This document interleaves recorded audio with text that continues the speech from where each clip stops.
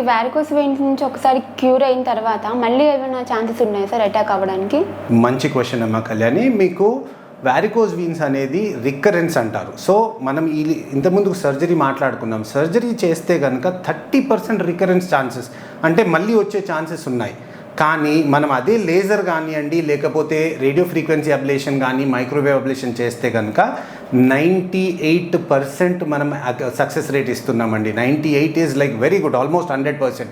So దాన్ని కాపాడుకోవాల్సిన బాధ్యత కూడా పేషెంట్లో ఉందండి. ఇప్పుడు మనము ట్రీట్మెంట్ చేసేసాము, బాగుంది, మళ్ళీ మనం అదే టైప్ ఆఫ్ లైఫ్ స్టైల్కి పోతే కనుక రికరెన్స్ వచ్చే ఛాన్సెస్ ఉంటాయి. సో మెయిన్లీ వారికోస్ వీన్స్ ఎందుకు వస్తాయి?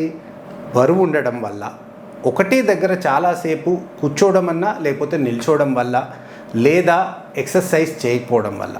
ఆడవాళ్ళల్లో మెయిన్లీ ప్రెగ్నెన్సీ ద్వారా కూడా వారికోస్ వీన్స్ వస్తాయి.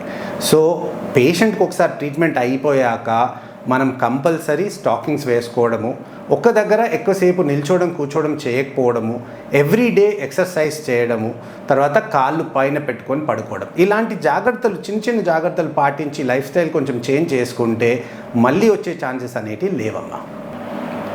అంటే వాళ్ళ ఫుడ్ కంట్రోల్, డైట్ కంట్రోల్ ఎట్లా ఉండాలి సార్? ఇప్పుడు ఒబేసిటీ అనేది చాలా కామన్ అయిపోయింది. ఇప్పుడు మనకు పాపులేషన్లో చూస్తుంటుంటే కనుక more than 50% population is obese అంటే వాళ్ళ బిఎంఐ కంటే ఎక్కువ వెయిట్ ఉండడం.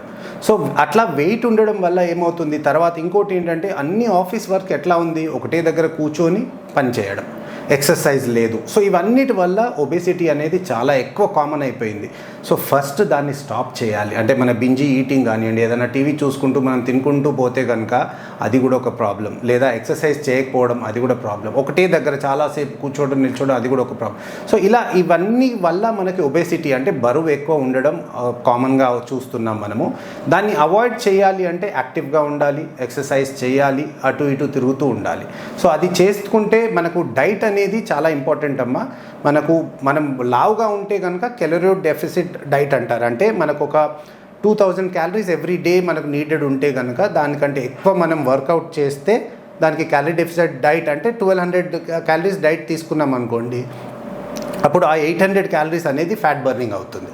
So whenever you are obese అంటే ఎవరైనా వెయిట్ ఎక్కువ ఉంటే కనుక క్యాలరీ డెఫిసిట్ డైట్ తీసుకొని ఎక్సర్సైజ్ ఎక్కువ చేస్తే కనుక ఆటోమేటిక్గా వాళ్ళ వెయిట్ తగ్గుతారు.